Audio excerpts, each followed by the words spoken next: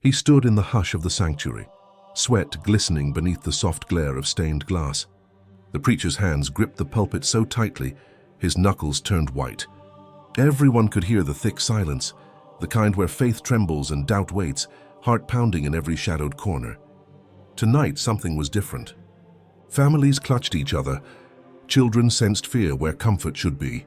As the preacher's lips parted, his voice fractured the air. There's truth I cannot bury any longer. For years I carried it in secret, dressed it up each Sunday. But tonight I have to speak. The words came like broken glass, each confession more unholy than the last. Failures, betrayals, secret agony weathered in prayerless nights.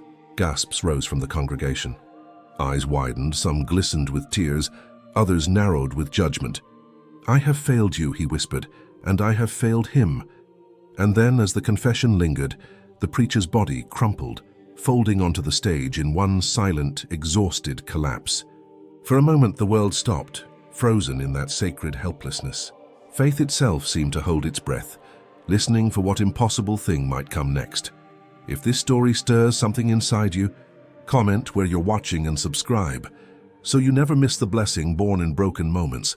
My name is Samuel, and for nearly 3 decades the church was my heartbeat. I was raised beneath the steady toll of the steeple bell, my childhood measured in hymnals and whispered prayers from elders whose faith seemed to stretch as far as the clouds above our little town. As a boy, I memorized scripture under the watchful eye of my father, his hands rough from work, always gentle on Sunday mornings. My mother made every holiday shine, her laughter rolling through our kitchen, her voice gentle, her faith patient but unbending. The neighborhood itself revolved around the sanctuary. Every family passed beneath the cross-shaped window at least once a week, faces familiar and stories intertwined. I married Lucy, my high school love, inside that church's faded nave, promising devotion beneath stained glass and the solemn nods of generations gone. Lucy was music. Her singing filled pews even when attendance faltered. Together we built a family close to God. Sunday picnics in the churchyard, Bible study around the fireplace, prayers echoing before bedtime and dawn. Our children, Sarah and Eli, grew up bathed in faith's warm golden glow. The church wasn't just a building, it was our refuge. Every crisis in the community found its way to our doors. Broken marriages, lost jobs, unexplained illnesses, teenage rebellion. I became the fixer, the shepherd, the silent receiver of every secret grief and midnight confession. My sermons were careful, tender, wrapped in the hope that I'd inherited. When Lucy fell ill, I preached strength even as I watched hers fade. I leaned on faith but questioned it in the dark. Every hospital visit another reminder of how frail hope can be.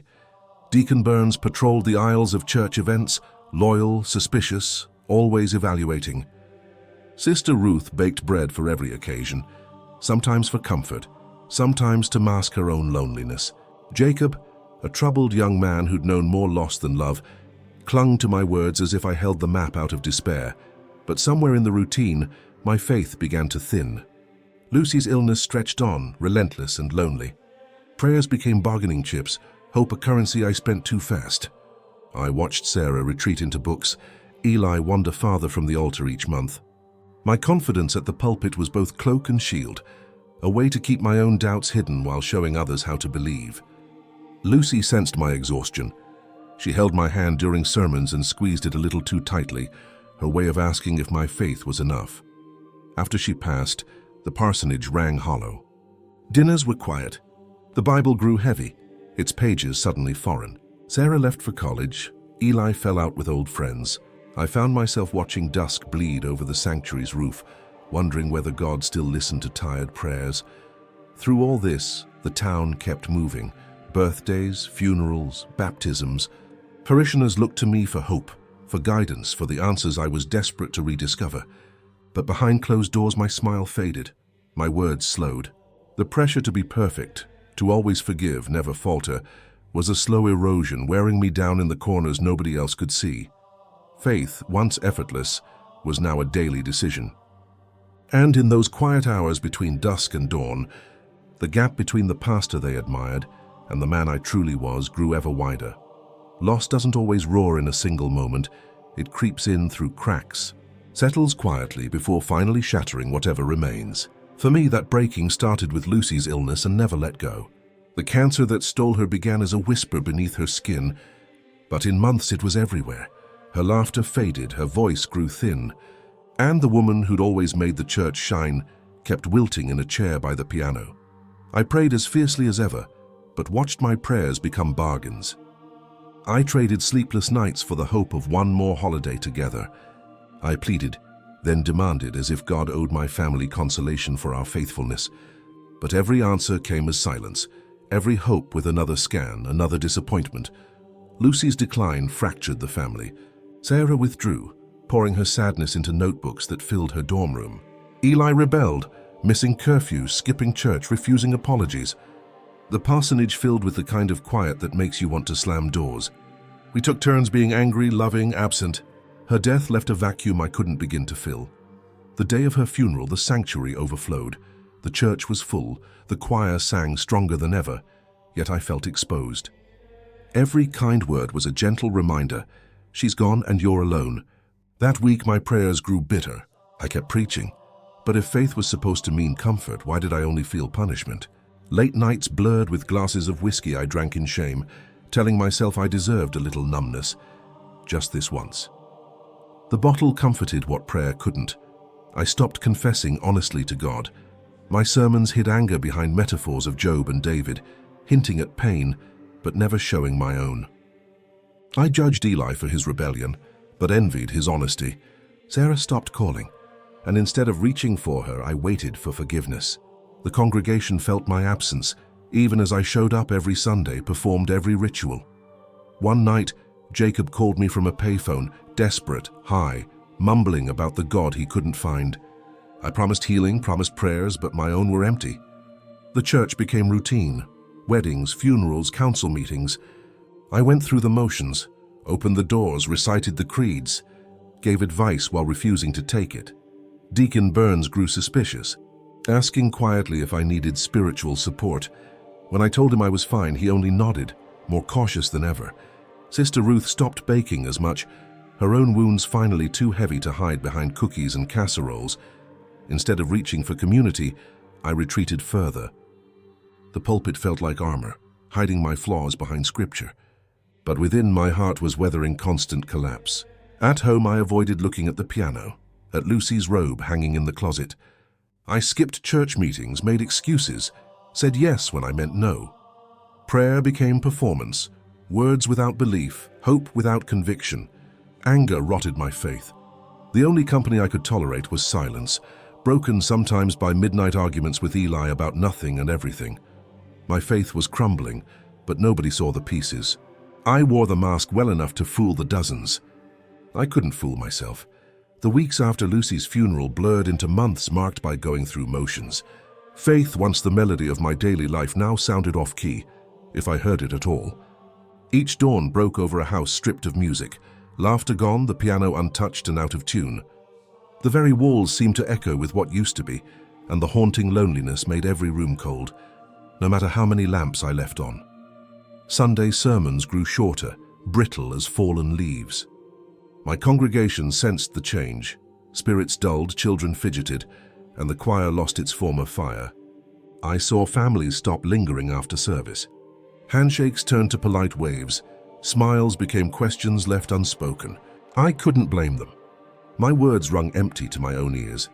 At home, I wandered the same 4 rooms, half living. Eli stopped coming home after school, and Sarah's texts grew rare, always ending in "love you, Dad," that sounded more like obligation than warmth. I left her messages unanswered, caught in a cycle of self-pity and shallow repentance. The kitchen table bore unopened mail, old condolence cards buried under more recent church memos and bills. The Bible, Lucy's Bible, sat gathering dust by a cracked window pane, always looking accusing, never comforting. I read only when I needed verses for a sermon. Prayers slid from my lips, practiced devoid of hope. I stopped expecting answers. Nights were longest. I'd pour whiskey into a chipped glass, stare into darkness, telling myself I deserved the silence. Sometimes I'd drift to sleep with the bottle close, hoping to forget Lucy's voice and Eli's slammed bedroom door.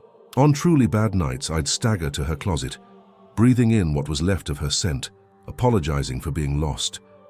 Church leadership noticed my absence. Deacon Burns invited me for coffee, but I declined, citing fatigue. Sister Ruth left pies that stayed untouched until mold took them. Once I walked past Jacob on the street, eyes red from relapse, and I hurried on without a word. The weight of the town's secrets pressed harder when I carried no faith to lift them. I mocked hope privately, scoffed at worship songs, and rolled my eyes at anyone's suggestion of answered prayer. Miracles, I'd mumble with a bitter laugh, are for the naive. Even at Christmas, the holiest night, I stood on autopilot, reading Luke's gospel yet feeling miles from Bethlehem, as though even God had locked the doors and left. Eli rebelled harder. Skipping classes, picking fights at school. I'd ground him one week and then ignore him the next, not knowing how to set boundaries without faith as my compass. One afternoon I found him on the porch, eyes swollen from crying. We stared at each other, sea and shore, until finally he whispered, "I miss Mom." I had no words to offer him. The rumors grew louder in our small town. What's happened to Pastor Samuel? But nobody confronted me directly. I lost myself in small tasks, raking leaves, stacking hymnals, folding padded chairs after church events. My identity shrank to function and habit, not conviction. I clung to these faded routines, believing that if I looked busy enough, no one would notice the void at my center. But spiritual abandonment is not just about hating God. Sometimes, it's just the slow numbness of living too long without wonder. I doubted, cursed, and resigned myself to enduring, not believing, slowly becoming a stranger to the faith I once wore like sunlight. Change does not always arrive with fanfare or thunder. It sneaks in quietly, often when hope has long scattered like ashes. One Sunday, after a sermon that barely held together, a little girl from the third pew pressed a wrinkled note into my hand. "God hears your secrets. He loves even the sad ones," she had scrawled in blue crayon.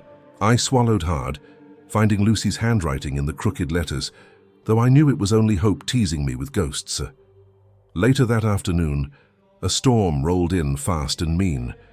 Lightning struck close, plunging the church into sudden darkness. Alone I fumbled for matches, lighting candles on the altar where Lucy used to pray. The flames flickered in ways that looked almost intentional, forming shapes that for a moment seemed to spell out her initials on the wall. I blinked once hard and the illusion faded. Still, something inside me shifted. A crack in the stone, a whisper where silence had ruled. The following morning my phone buzzed with a voicemail. It was Jacob, his voice trembling but sober, thanking me for a sermon he'd heard in a drunken haze. "You said broken things belong too," he mumbled, and I found myself crying softly, not knowing how those words had reached him. Sister Ruth left a basket of cookies on my porch, each one stamped with a tiny cross.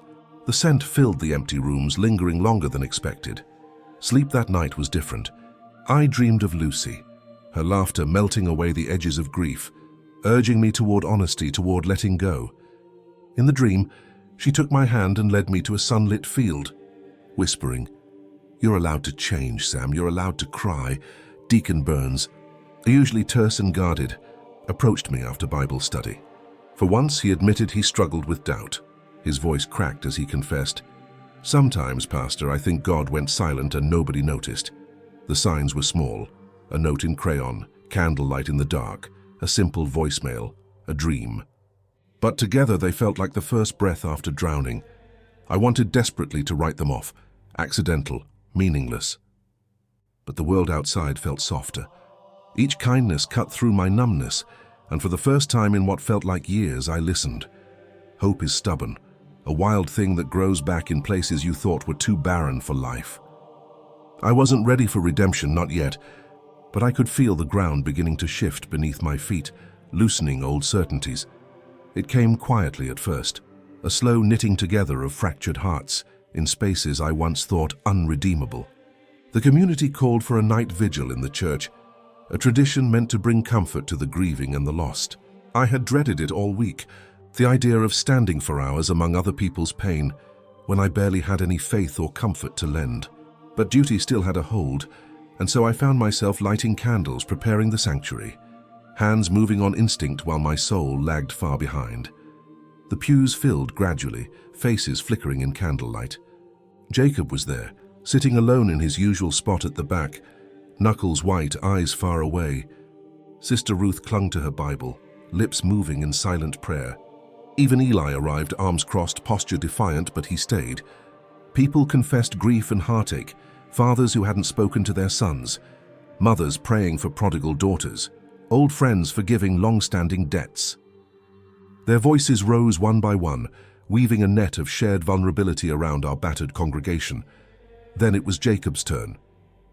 He stood, hands trembling, voice barely more than a whisper. He shared his relapse, the shame, the backslide into old temptations. I thought I had ruined everything again, but I'm still here. I want to try if you'll let me. The room held its breath, and I saw a tear slip down Sister Ruth's cheek, a rare and precious thing. As others spoke, the walls themselves seemed to shift. Suffering spoken aloud became lighter by degrees. Deacon Burns, a man famed for stoicism, confessed his failures as a husband, admitting that sometimes belief feels as brittle as winter grass. The floodgates opened. Each admission felt like another stone lifted from a collective chest. Caught in the moment, I felt the old mask begin to slip. Tiredness overwhelmed me, not just physical but spiritual fatigue that settles into the bones. A strange yearning pressed at my ribs. I knew then that these confessions, these messes made public, were more godly than any flawless sermon I could have preached. After the vigil, a stranger approached, an elderly man I didn't recognize. He pressed a battered Bible into my hand, its cover soft from years of prayer. "You get to be forgiven too, preacher. Remember that." His voice, while foreign, carried a familiar comfort, like a memory from childhood just on the edge of recall. That night, unable to sleep, I sat alone in the sanctuary. There in the hush, I opened Lucy's old Bible for the first time in months. My hands shook as I turned the pages, landing on a passage she had underlined. "The Lord is near to the brokenhearted and saves the crushed in spirit." I said the words aloud, feeling their weight. A single candle flickered on the altar, throwing elongated shadows against the wall. It lasted until dawn, its flame refusing to die.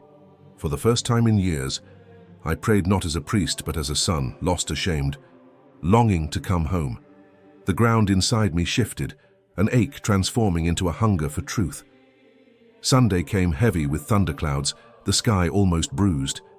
The pews were packed, tension palpable as if every person sensed something unspoken hanging in the air. I wore my best suit, but it felt like borrowed armor, far too thin for what awaited. As I stood behind the pulpit, knees trembling, I saw Jacob in the very front row, Sister Ruth clutching her scarf, Deacon Burns' jaw set, Eli lingering in the shadows. The choir hummed a hymn, but the words felt unfamiliar, like a song heard long ago in a dream. This time, when I opened my mouth, I did not preach. Instead, the truth came tumbling out, broken, raw, and holy in its imperfection. I confessed everything: the anger, the drinking, the doubts, the years of bargaining with God, the loneliness that had gnawed at me since Lucy's passing, the way I'd let pride and fear rule my heart. The confessions came slowly at first. I named the night spent in silence, the prayers recited with no conviction, the heavy shame that clung to my soul. I stood utterly exposed on that stage, pastor stripped of ritual, nothing left to protect me but honesty. The congregation gasped, some wept, others stared with wounded silence. Eli looked up, eyes shining with something between relief and heartbreak. Jacob bowed his head, whispering the words, "Thank you," through tears. My body weakened. The exhaustion of years pressed down. My knees buckled, and without warning I collapsed. The world tilted, and for a moment I heard Lucy's voice, gentle as rain. "You are loved, Sam, even here." Chaos threatened, but then the choir rose in song, not with triumph, but with mercy, wrapping the sanctuary in healing notes. Deacon Burns rushed forward, hands steady and forgiving. Sister Ruth prayed aloud as Eli knelt at my side, his hand warm and alive on my shoulder. I wept on the stage, letting go of everything ugly and unspoken. In that prostrate surrender, the presence of God arrived, not with spectacle or fire, but with quiet peace where my ruin had finally run its course. Faith, I realized, was not the absence of brokenness, but the courage to stand in it waiting for grace. For the first time in years, I was unafraid. For the first time in years, I was found. Healing is never an event, but a long, slow season. After my collapse, after the confessions laid bare, the congregation and I both began the delicate work of mending. Some parishioners left, disappointed, angry, unwilling to forgive. Most stayed, uncertain but hopeful, their faces softer with every Sunday. The church was not quite the same, but it was honest, and that honesty rang true in every prayer and every song. I took time away from preaching. Days blurred into gentle mornings spent on the porch with Lucy's Bible, the pages now more worn, my heart less afraid of their truth. Sarah came home from college, and she sat beside me for hours asking questions, sharing some of her own doubts. We spoke not as pastor and daughter, but as two souls longing for light. Eli, too, grew softer. We rebuilt our relationship through awkward breakfasts, long walks, and shared silence. He forgave as only a child can, slowly, with patient persistence. I spent more evenings volunteering at rehab meetings, sitting next to Jacob as he fought his demons, sometimes relapsing, always returning. Sister Ruth dropped off bread every week, sometimes staying long enough to pour coffee and recount stories. Her own losses, her own prayers, how she too had felt God distant, but clung to small bits of hope. Deacon Burns became my companion in restoration, forgiving my failures with the humility of one who had needed forgiveness himself. Letters arrived, some rebukes, some blessings, most unexpectedly moving. "Your confession allowed me to begin mine," one read. Another said, "If even a preacher can break and be restored, then maybe there's hope for me too." I responded to every letter, sometimes with verses, sometimes with simple gratitude or a promise that yes, the ruins really can be holy ground. The sanctuary felt renewed. The choir's music was softer, fuller. Children's laughter returned between pews. Sunlight spilled across old hymnals. At the altar, we stopped pretending perfection. Instead, we shared stories of struggle and the places grace had touched us. Sunday school became a space for questions, not just answers. Faith did not erase my wounds. It gave me peace with them. A place for the bitterness and the forgiveness to coexist. Even sermons changed. Fewer certainties, more vulnerability. Jokes about my old pride, stories about Lucy's stubborn love. People stayed after services to talk, to listen, sometimes to simply sit in the comfort of silence. As spring arrived, the church garden blossomed again, a quiet testament to the endurance of things once thought dead. I held my granddaughter for the first time, her tiny hand wrapped around my finger, a living symbol of everything Lucy had prayed for. I wept unabashed, giving thanks not for answers, but for presence, for the slow miracle of being accepted as I am. I wrote essays about surrender, posted videos sharing the journey from collapse to confession to cautious hope. Each time I invited people to share their own stories, to subscribe and join our circle, not out of obligation but out of a belief that community is how God speaks most clearly in ruins. No matter how far you've wandered, His voice is never far from where you wait, ready to begin. Even now the sanctuary glows with morning light, soft beams filtering through the restored stained glass and falling in patterns on the polished wooden benches. The church is quieter than usual. No hymns, no voices, just the gentle breath of wind against the windows. On the altar, Lucy's Bible lays open, a single sprig of spring flowers resting on its pages. The candle burns steadily, unwavering in its flame. Children chase sunbeams between pews, their laughter barely audible, a distant hope revived in innocent joy.